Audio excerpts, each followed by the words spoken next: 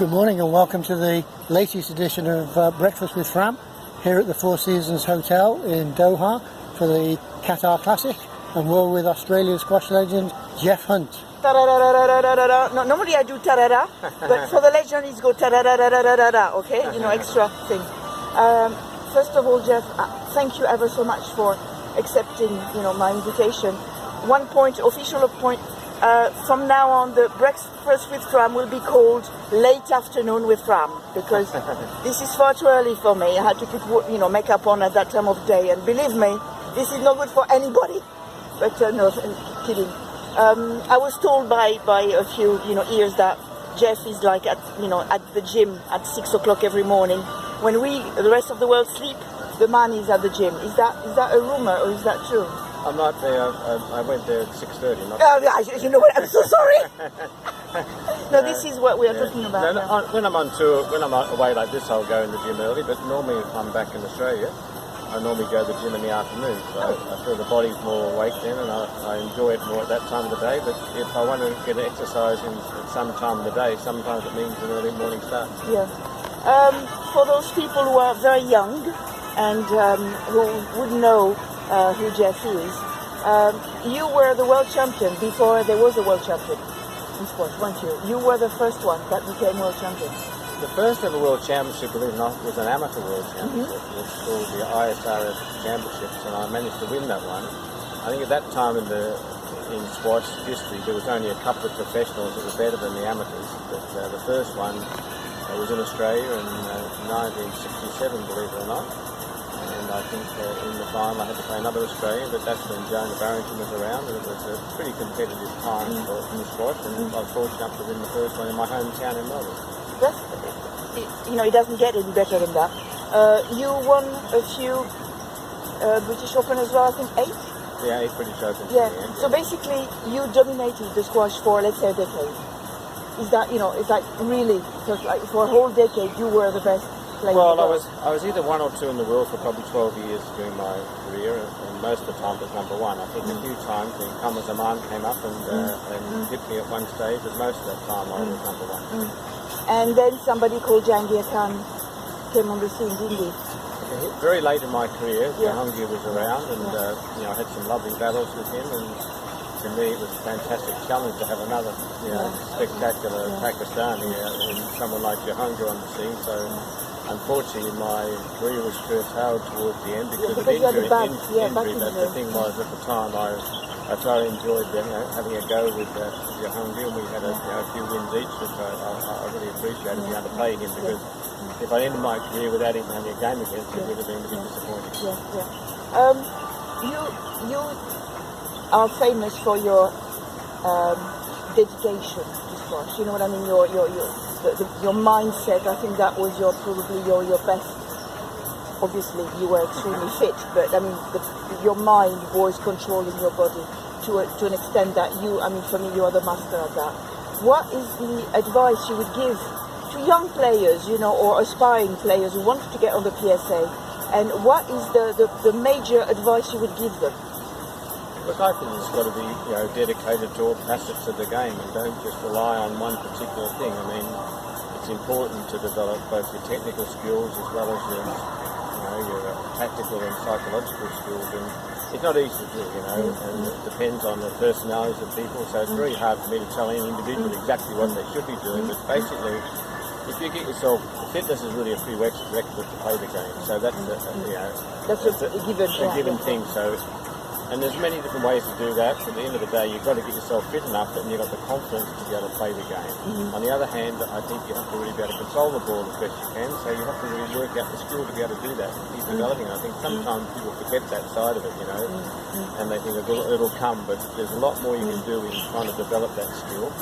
And of course, the tactical sense of the game is probably almost the most critical to some extent in the fact that you've got to put the ball in a good position. It doesn't matter how fit you are or how well you can control the ball, it's where you put the ball that's equally as important. And of course, some people are lucky that they can handle nerves and things like that, and that's a very big issue. And that's one of the things I've had difficulty with my coaching, is trying to make sure that players can control their emotions and therefore get the best out of themselves. So seek advice and try and help. Don't think you know it all, and be prepared to listen and learn, because if you learn from everybody, it doesn't need to say you have to take everyone's advice and try and...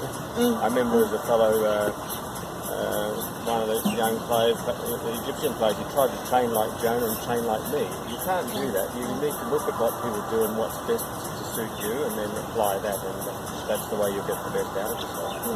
Yeah. You spent a long time, I think 8 years in Qatar? Yes, I did, yes.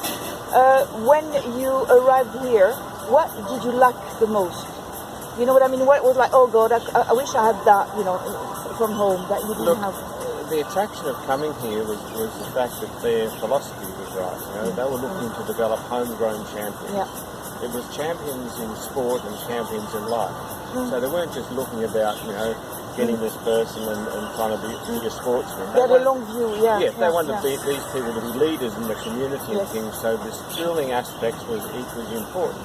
And for me, I realised that the same thing. It's important to have your development, your education, and do the best you can. And I think that was a fantastic thing. And they were trying to get the locals to become good, rather than just rely on bringing in people. And that's when the academy was set up like that. And aspire today, inspire tomorrow was their motto, and I love that. And at the same time, they had a number of fantastic people working in the organisation, right through from the school and the headmaster and looking after the boys on a day-to-day basis. But these boys were in year 7 at school through to year 12, but it was just the people they brought in, and the sports science and all the sports medicine that we're going to support and help the programs, the coaches they had here. It was an unbelievably healthy environment in which to work, and I thoroughly enjoyed all that aspect. It was a pleasure and lucky to be able to be involved in something like that, particularly as I was the first little head coach here for squash in the program, and it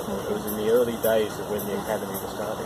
I went, and when you came back home after 12 years, what were you very happy to find back? Is it it can't be the beach, we have it here. So look, I was fortunate enough when I finished playing that they asked me to stay on and help mentor one of the young players who I'm still helping, Abdullah Al Tamimi. He showed a lot of promise and skill, and they managed to get, and I was helpful in them making sure he had a postgraduate scholarship.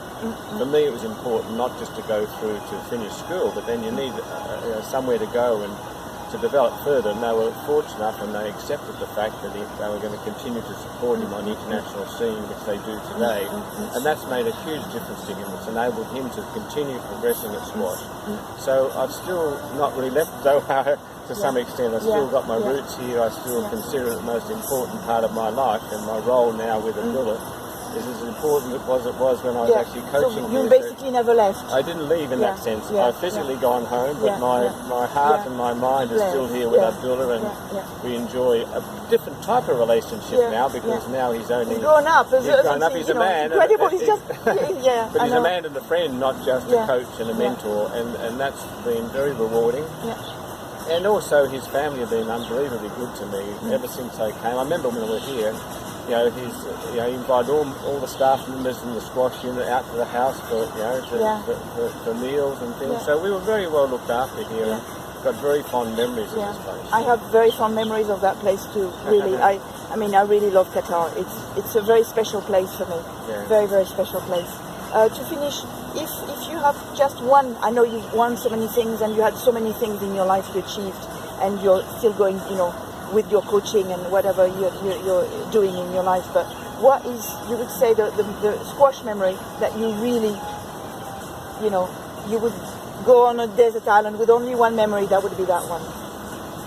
Funny enough, it hasn't been necessarily my achievements, although I've had very, very many. For me, probably one of the most rewarding experiences when Rodney Martin won the World Championship.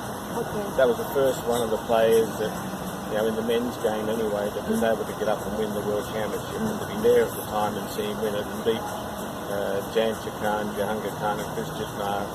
Those two people, That was one of those special occasions for me in my life, and I'll always treasure and remember that. Well, I'm very happy with that. People, the legend, the man himself, thank you very much. Thank you. Bye-bye, people. Bye-bye.